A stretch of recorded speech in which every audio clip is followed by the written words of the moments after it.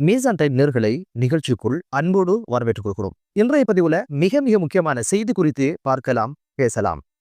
இஸ்ரேலினுடைய கூலிப்படையாக செயற்பட்ட மக்கள் படை என்று சொல்லப்படுகின்ற படையினுடைய தளபதியாக தலைவனாக இருந்தவன் யாசிர் அபு ஷபாப். யாசிர் அபு ஷபாப் என்று சொல்லப்படுகிறவன் படுகொலை செய்யப்பட்ட சம்பவம். யார் இவனை போட்டாங்க, என்ன பின்னணியில போட்டாங்க, இவனுக்கு இஸ்ரேலுக்கு என்னதான் சம்பந்தம், இவனுடைய பின்னணி குறித்து பேசுறதுதான் இன்றைய பதிவு. ரஃபா பகுதியில இருந்து ஒருத்தரை தேர்வு செய்து 300 பேர் கொண்ட ஒரு படையை உருவாக்கி ஆயுதம் கொடுக்கிறது, பணம் கொடுக்கிறது, அனைத்து விஷயங்களையும் போசித்து தாளாட்டி சீராட்டி வளர்க்கின்ற ஒரு பணியை செஞ்சிருக்கிறாங்க. இதனுடைய தலைவராக செயல்பட்டவர் யார் அப்படின்னு பாத்தீங்கன்னா யாசிர் அபு ஷபாப் என்று சொல்லப்படுகிறவன். என்ன காரணத்துல இவர் படுகொலை செய்யப்பட்டார் அப்படின்னு கேட்டீங்கன்னா, இஸ்ரேல் போடவும் கிடையாது, ஹமாஸ் போடவும் கிடையாது, அவருடைய குடும்பத்தை சேர்ந்தவங்க போட்டு தள்ளி இருக்கிறாங்க. எதுக்காக போட்டாங்க அப்படின்னு கேட்டீங்கன்னா, இந்த யாசிர் அபு ஷபாப் தனது குடும்ப விவகாரங்கள்ல பிரச்சனை ஒண்ணு, குடும்பத்துக்குள்ள தனது கோத்திரத்துக்குள்ள ஏற்பட்ட பிணக்க தீர்த்து வைப்பதற்கான ஒரு பஞ்சாயத்துக்கு போயிருக்கிறாரு. அந்த சந்தர்ப்பத்துல வாய் தகராறு கைகலப்பாக மாறி ஏதோ ஒரு நல்ல புரஜ வாயில பொட்டுக்குன்னு சுட்டு போட்டான். உடனடியாக இஸ்ரேலுடைய ராணுவம் காப்பாற்றணுமே, தலைவனுக்கு இப்படி ஆகி போச்சே அப்படின்னு சொல்லி உடனடியாக பதறிக்கொண்டு மருத்துவமனையில கொண்டு சேர்த்தாங்க. சிகிச்சை பயனின்றி அந்த மூதவி இறந்து போன செய்தி பெரும் பரபரப்பை ஏற்படுத்தினது மட்டுமல்ல, இதனுடைய இழப்பு இஸ்ரேல் ராணுவத்துக்கு மிகப்பெரிய ஒரு பாரதூரமாக இருப்பதோட ஒரு பின்னடைவை உண்டாக்கும் அப்படின்னு சொல்லித்தான் இப்போது அரசியல் விமர்சகர்கள் சொல்றாங்க.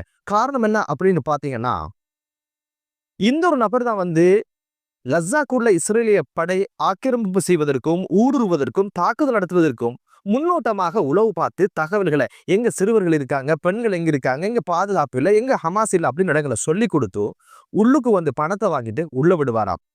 இப்படியான பல்வேறு கைகாரியங்களை செய்ததுனால இப்போது இஸ்ரேலுடைய எதிர்வரும் தினங்கள் நடக்கின்ற தாக்குதலுக்கு ஒரு பின்னடைவை ஏற்படுத்தும் அப்படின்னு தான் இப்போது சொல்லப்படுது.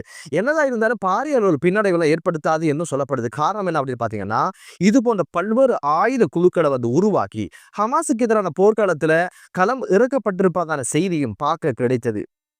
இந்த இறுதியாக நடந்த யுத்தத்துல இந்த படுபாவிக்கு கொடுக்கப்பட்ட பொறுப்பு என்ன அப்படின்னு பாத்தீங்கன்னா, இந்த முற்றுகையின் போது கசா மக்கள் பசியோடும் பட்டினியோடும் பட்டினிச்சாவை எதிர்நோக்குகின்ற இந்த சந்தர்ப்பத்துல ஒரே ஒரு வழி இருக்குது, மனிதாபிமான உதவிகள் உள்ள வர்றதுக்கு. அதுதான் இவனுடைய கட்டுப்பாட்டுக்கு கீழே இருக்கிற ரஃபக் பகுதி. ரஃபக் பகுதியில இருந்து இந்த மனிதாபிமான உதவிகள் உள்ள வராம தடுக்கிற பணியை இவன் செஞ்சிருக்கிறான். அதே மாதிரி வந்துட்டா அதை அப்படியே கொள்ளையிட்டு அதை பிரிச்சு பங்கு போடுகின்ற கைங்கரியத்தையும் செய்திருக்கிறான் என்பது இப்போது ஐநாவுடைய அறிக்கையில தெரிய வந்திருக்குது. ஐநாவுடைய அறிக்கை என்ன சொல்லுது அப்படின்னு கேட்டீங்கன்னா, ஒரே நாள்ல ஒரே ஆபரேஷன்ல கிட்டத்தட்ட மனிதாபிமான உதவிகள் அப்படின்னு சொல்லி 109 கண்டெய்னர்கள் லசாக்குள்ள போன போது அதை இடைமறித்திய ஆயுத முனையில அனைத்தையும் கொள்ளையடித்து பங்கு போட்ட சம்பவம் குறித்தும் ஐநாவோட அறிக்கையில கவலை தெரிவிக்கப்பட்டிருப்பதை பார்க்க முடிந்தது. இஸ்ரேல் இந்த படுபாவிக்கு எவ்வகையான ஆசையை காட்டியிருக்காங்க அப்படின்னு கேட்டீங்கன்னா, ஆட்சியில பங்குதாரராகவும் கசா கைப்பற்றப்படும் பட்சத்துல ஒன்ன வச்சுதான் ஆட்சி செய்வதாகவும் சொல்லித்தான் பணத்தையும் பதவியையும் ஆசை காட்டித்தான் ஹமாஸுக்கு எதிரான யுத்தத்தில் இவனை களமுறைக்கியதாக சொல்லப்படுது. ஆரம்ப கட்டத்தில் இவர் என்ன சொல்லியிருக்கிறார் அப்படின்னு கேட்டீங்கன்னா, இந்த போராட்டம் பயங்கரவாதிகளுக்கு எதிரானது அப்படின்னு சொன்னது மட்டும் அல்லாம தனது குலத்தை பாதுகாப்பதற்கும் அவங்களுக்கான ஒரு சுயாதீன ஆட்சியை உண்டு பண்ணுவதுதான் இவர் இலக்கு அப்படின்னு சொல்லித்தான் இந்த ஒரு படையணியை உருவாக்கி இருக்கிறாரு. அதுக்கு பிறகு இதுக்கு பேர் வச்சிருக்காரு எப்படி அப்படின்னு பாத்தீங்கன்னா, மக்கள் படை அப்படின்ற ஒரு பேரை வச்சுதான் இவர் பயணிக்க ஆரம்பிச்சாரு. இவருடைய பின்னணி என்ன அப்படின்னு பாத்தீங்கன்னா, போதைப்பொருள் குற்றச்சாட்டிலும் கொள்ளையடித்த குற்றச்சாட்டிலும் கிட்டத்தட்ட 25 ஆண்டுகள் கடூழிய சிறை தண்டனை இவருக்கு நியமித்திருந்தது கசா பகுதியில் இருக்கின்ற அந்த நிர்வாகம்.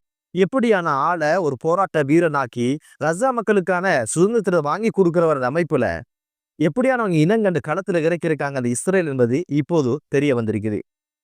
குடுக்காரன், கொள்ளைக்காரன், 25 ஆண்டுகள் சிறையில இருந்தவன் இந்த 25 ஆண்டுகள் சிறையில கழிச்சாரா அப்படி கேட்டாங்கன்னா கிடையாது. 2023ஆம் ஆண்டாகும் பொழுது கசா மீது இஸ்ரேல் மேற்கொண்ட தாக்குதல்ல இந்த சிறைச்சாலை முற்றுமாக சேதமானதுல இந்த சிறை கைதி, இந்த யாசிர் அபு ஷபாப் என்று சொல்லப்படுகின்ற இந்த கொள்ளக்கோஷ்டி தலைவன் தப்பிச்சிட்டான்.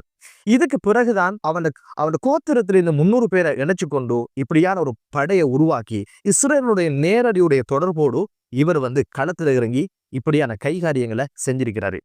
இந்த யுத்தத்துக்கு பிறகு இஸ்ரேல் மீது பல்வேறு நாடுகள் பல்வேறு விமர்சனங்களை முன்வச்சது இல்லாம பல்வேறு வர்த்தக உடன்படிக்கைலாம் முடிச்சு கொண்டு எங்களுக்கும் உங்களுக்கு சம்பந்தம் இல்லை, ஒரு இனச்சுத்திகரிப்பை செய்றீங்க, அப்பாவி மக்களை படுகொலை செய்றீங்க அப்படின்னு சொல்லி பல்வேறு நாடுகள் கண்டனங்கள் தெரிவிச்சது மட்டுமல்ல, பெஞ்சமின் நெதன்யாகு ஐநா நிலைமை பேசும்போதே பல்வேறு நாட்டு தலைவர்கள் வெளிநடப்பு செஞ்சாங்க.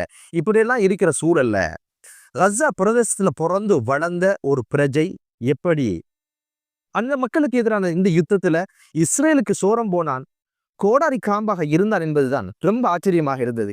இவனுடைய படுகொலை வெறுமனே ஒரு சர்ச்சையினால் ஒரு கைகலப்பினால் நடந்தது அப்படின்னு கேட்டீங்கன்னா வாய்ப்பு கிடையாது. காரணம் என்ன அப்படின்னு பாத்தீங்கன்னா 2025ஆம் ஆண்டு மே மாதம் 10ஆம் தேதி ஆகும் பொழுது இவனுடைய கோத்திரங்கள் எல்லாம் ஒன்று சேர்ந்து இவனை உடனடியாக தமது கோத்திரத்தில் இருந்து விலக்கி வைப்பதாகவும் அவனுக்கும் இவர்களுக்கும் எந்த சம்பந்தம் இல்லை அப்படின்ற ஒரு விஷயத்தை பிரகடனப்படுத்திய செய்தியும் பார்க்க கிடைத்தது. அதனால நம்ம கடுப்புல இருந்தவங்க சமயம் பார்த்து சமாதானம் பேச வந்தவனை சுட்டு சோழிய முடிச்சுட்டாங்க போல தெரியுது. ஹமாஸ் இது குறித்து என்ன சொல்றாங்க அப்படின்னு கேட்டீங்கன்னா, தேச துரோகி அப்படின்னு ஒரு விஷயத்தை விழித்துத்தான் இவர் பற்றிய செய்திகளை அவங்க பதிவேற்றம் செய்வாங்க. என்னதான் இருந்தாலும் ஹமாஸுடைய டாக்கெட்ல இருந்தாலும் ஹமாஸ் இவங்களை படுகொலை செய்யல அப்படின்னு ஒரு விஷயம் தெரிய வந்திருக்குது.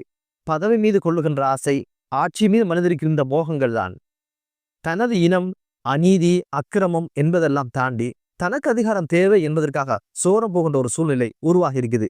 பாருங்க, இந்த போராட்டங்களை செஞ்சவங்க யார் அப்படின்னு பார்த்தா குடுக்காரன், கொள்ளைக்காரன், ஜெயில தப்பிச்சவன், ஒரு படையோட தளபதியாக இருந்து இவங்களை தான் வளர்ச்சி போட்டு இப்படியான கைகாரியங்களை அமெரிக்காவும் இஸ்ரேலும் செய்து வரதை பார்க்க முடியுது. அதான் அரபு நாடுகளை துவேஷம் செய்த ISIS என்ற பயங்கரவாதிகளுடைய உருவாக்கம் என்ன, இவங்களை யார் உருவாக்கினாங்க அப்படின்னு கேள்விக்கலாம் ஒரே பதில் சர்வதேச ஆராய்ச்சியாளர்கள், சர்வதேச அரசியல் பேசுறவங்க சொல்ற ஒரு விஷயம் என்ன அப்படின்னு பாத்தீங்கன்னா, இஸ்ரேலுடைய அமெரிக்காவினுடைய ப்ராடக்ட் தான் இந்த ISIS என்பது இப்போது தெரிய வந்திருக்குது.